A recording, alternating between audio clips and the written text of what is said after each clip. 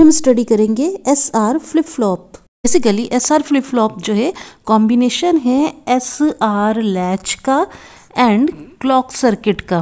Clock circuit है ना। Previous video में हम स्टडी कर चुके हैं कि एस आर लैच यानी कि सेट रिसेट लैच जो है एक मेमोरी एलिमेंट की तरह काम करता था।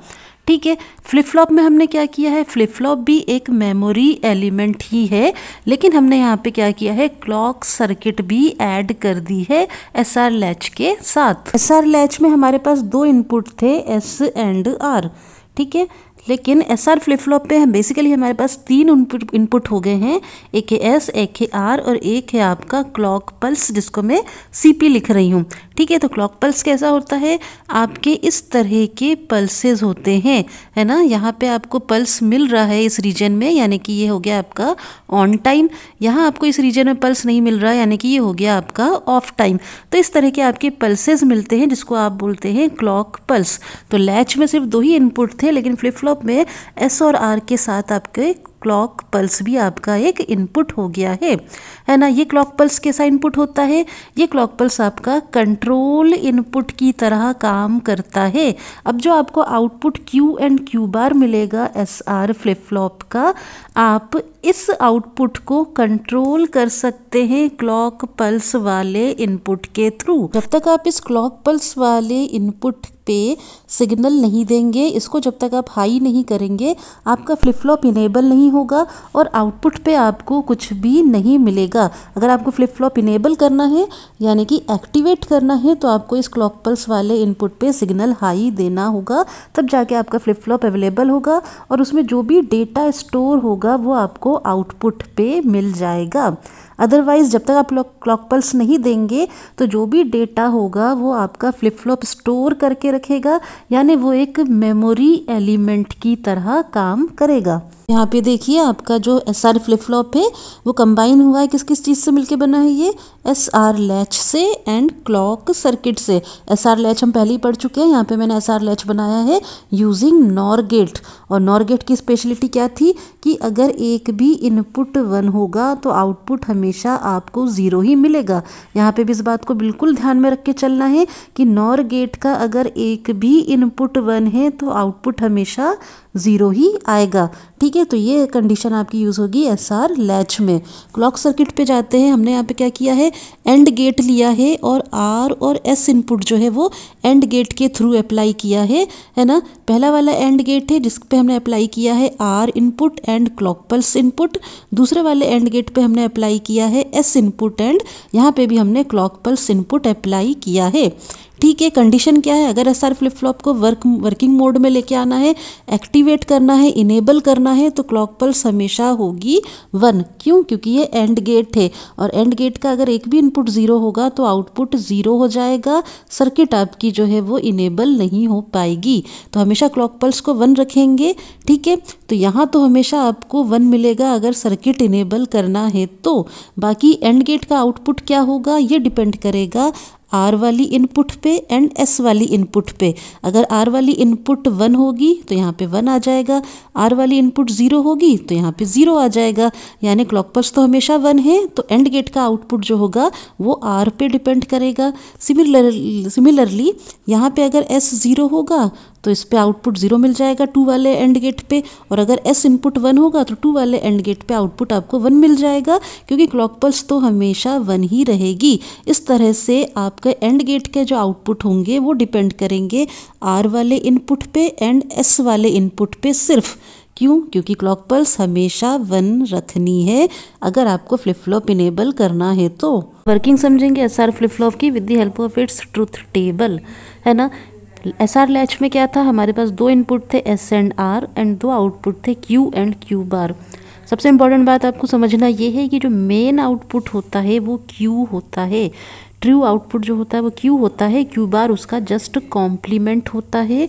और हम ऐसा मान के चलते हैं कि हमेशा क्यू एंड क्यू बार एक दूसरे के कॉम्प्लीमेंट आना चाहिए। अगर क्यू क्यू बार के इक्वल आ जाए तो मतलब वो हो जाता है आपका इनवैलिड स्टेट, और ऐसा हमको नहीं चाहिए। तो हमेशा क्यू एंड क्यू बार एक दूसरे के अपोजिट आने चाहिए, ठीक है। और क्यू जो होता है वो आपका मेन आउटपुट होता है। अच्छा, फ्लिप फ्लॉप में क्या है, एस और आर इनपुट तो आपने दिया ही है, लेकिन साथ में आपने एक और इनपुट दिया है क्लॉक पल्स, यानी कि वो कंट्रोल इनपुट जो कि कंट्रोल करेगा कि आउटपुट आपको कब मिलेगा, ठीक है। तो इनिशियली मैं मानती हूँ कि क्लॉक पल्स जो है 0 है, मैंने किसी तरह की कोई क्लॉक पल्स अप्लाई नहीं करी है, यानी फ्लिप फ्लॉप सर्किट आपका इनेबल नहीं है। अब आप एस पे कुछ भी दे दीजिए, आर पे कुछ भी इनपुट दे दीजिए, फ्लिप फ्लॉप आपका इनेबल नहीं होगा। क्यों? क्योंकि क्लॉक पल्स जो है आपकी अप्लाई नहीं की गई है, ठीक है। तो इस टाइम पे क्या होगा, जब आपने क्लॉक पल्स अप्लाई नहीं करी है तो आपका जो फ्लिप फ्लॉप होगा वो मेमोरी एलिमेंट की तरह काम करेगा, यानी कि उसमें जो भी डेटा पहले से स्टोर होगा वही स्टोर रहेगा, और आउटपुट जो होगा आपका वो प्रीवियस आउटपुट ही होगा। कुछ भी नया चेंज यहाँ पे नहीं आएगा, आउटपुट आपका चेंज नहीं होगा। इस बात को एकदम ध्यान में रखनी है। अगर क्लॉक पल्स हमने अप्लाई नहीं करी है तो फ्लिप फ्लॉप का आउटपुट चेंज नहीं होगा, वो प्रीवियस आउटपुट ही होगा। और इस टाइम पे आपको एस और आर वाले इनपुट से कोई लेना देना नहीं है। फ्लिप फ्लॉप यहाँ पे मेमोरी एलिमेंट की तरह काम करेगा, डेटा को सिर्फ स्टोर करके रखेगा, और आउटपुट क्या दिखा रहा होगा, प्रीवियस आउटपुट, ठीक है। एस और आर से हमें यहाँ पे कोई लेना देना नहीं है, तो हम एस को भी यहाँ पे क्रॉस कर देते हैं, आर को भी क्रॉस कर देते हैं, यानी एस और आर वाले जो इनपुट हैं वो डोंट केयर्स इनपुट हैं, ठीक है। डोंट केयर्स इनपुट यानी कि ये 0 भी हो सकते हैं, ये 1 भी हो सकते हैं, इनकी वैल्यू से हमें कोई लेना देना नहीं है। नेक्स्ट कॉम्बिनेशन के लिए मैं क्या करती हूँ, क्लॉक पल्स को हाई कर देती हूँ, और मुझे पता है कि अगर 2 इनपुट हैं तो मेरे पास 4 कॉम्बिनेशन होंगे। एस और आर 2 मेन इनपुट हैं फ्लिप फ्लॉप के, तो आपके पास 4 इनपुट कॉम्बिनेशन होंगे, 0 0 0 1 1 0 एंड 1 1। और क्लॉक पल्स मैंने सब पे हाई कर दिया है, क्योंकि अब मुझे सर्किट इनेबल करना है, मैं चाहती हूँ कि आउटपुट पे चेंजेस आए, ठीक है। अब मुझे पता है जब एस भी 0 होगा, आर भी 0 होगा, इसका मतलब यहाँ पे फ्लिप फ्लॉप जो मैंने एस आर लैच में आपको पढ़ाया था कि अगर एस भी 0 है, आर भी 0 है, तो यहाँ पे फ्लिप फ्लॉप का आउटपुट क्या होगा, प्रीवियस आउटपुट ही आएगा, कोई चेंज नहीं होगा आउटपुट पे। फ्लिप फ्लॉप आपका यहाँ पे मेमोरी एलिमेंट की तरह काम करेगा, ठीक है। अगर आपका पहले Q 0 था और Q बार 1 था मान लीजिए, और S भी 0 है, R भी 0 है, तो नेक्स्ट जो Q होगा आपका वो फिर से 0 ही आएगा, और Q बार जो होगा वो फिर से 1 ही आएगा, इसमें कोई चेंजेस नहीं होंगे, हमेशा आउटपुट प्रीवियस आउटपुट की तरह ही आएगा, ठीक है। तो जब S भी 0 है, R भी 0 है, तो मैं यहाँ पे लिख दूंगी प्रीवियस आउटपुट, यानी कि फ्लिप फ्लॉप आपका यहाँ भी मेमोरी एलिमेंट की तरह ही काम कर रहा है। नेक्स्ट कॉम्बिनेशन है हमारा S 0 है, R 1 है, ठीक है। हम एस आर लैच में पढ़ चुके हैं, S 0 R 1। जब भी आपका S वाला इनपुट यानी सेट वाला इनपुट 0 होगा, तो इसका मतलब क्या है कि मेन आउटपुट जो होगा आपका Q जो होगा वो 0 आएगा, और Q बार आपका आएगा 1, यानी कि सर्किट जो है आपकी रीसेट कंडीशन में रहेगी। सर्किट आपकी रीसेट कंडीशन में रहेगी, क्यों? क्योंकि आपका आउटपुट जो मेन आउटपुट है वो आया है आपका 0, ठीक है। ऑफ कंडीशन में होगी इस टाइम पे फ्लिप फ्लॉप की सर्किट, यहाँ हम बोलेंगे इसको कि ये रीसेट कंडीशन में है। नेक्स्ट इनपुट कॉम्बिनेशन हम लेते हैं, S1 है, R 0। तो SR लैच में हम पढ़ चुके हैं S1 R 0, यानी कि सेट वाला इनपुट अगर 1 है तो इसका मतलब क्या रहेगा कि जो मेन आउटपुट Q होगा वो भी 1 होगा, फ्लिप फ्लॉप आपका ऑन कंडीशन में होगा। इनपुट आया आपका 1, R बार आया आपका 0, तो हम कहेंगे फ्लिप फ्लॉप जो है वो सेट कंडीशन में है। नेक्स्ट कॉम्बिनेशन है हमारा, S भी 1 है हमारा, R भी 1 है। इसका मतलब क्या है कि इस टाइम पे Q एंड Q बार दोनों इक्वल हो जाएंगे, तो ये होगा आपका इनवैलिड कंडीशन, ये भी हम SR लैच में पढ़ चुके हैं।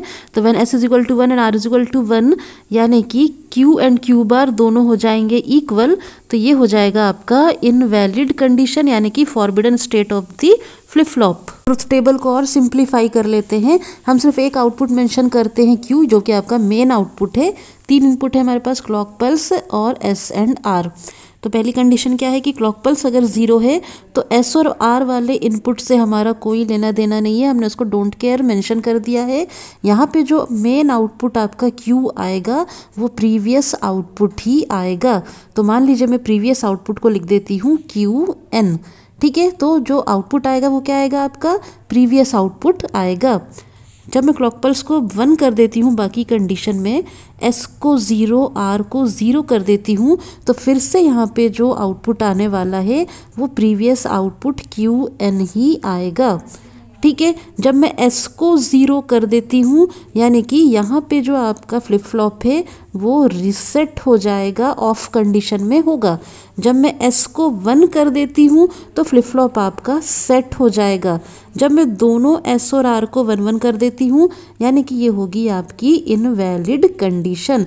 तो ये बहुत ही इंपॉर्टेंट है ये ट्रुथ टेबल, इसको बहुत ही अच्छे से आपको समझना है, ठीक है। अगर क्लॉक पल्स 0 है तो आउटपुट आपका प्रीवियस आउटपुट ही होगा। अगर क्लॉक पल्स 1 है लेकिन S और R वाले इनपुट 0 हैं तो भी आउटपुट आपका प्रीवियस आउटपुट ही होगा। अगर S 0 है तो रीसेट, S 1 है तो सेट, और अगर दोनों 1 1 है तो इनवैलिड।